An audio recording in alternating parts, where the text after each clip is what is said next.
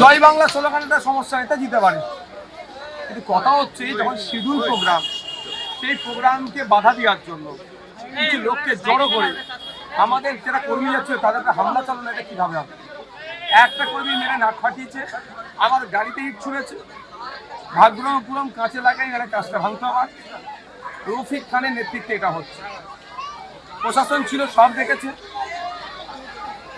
প্রশাসন কি ব্যবস্থা নিয়েছে এখন দেখার বিষয়। আমরা নিশ্চিতভাবে নির্বাচন কমিশনকে জানাবো, প্রশাসনকে জানাবো।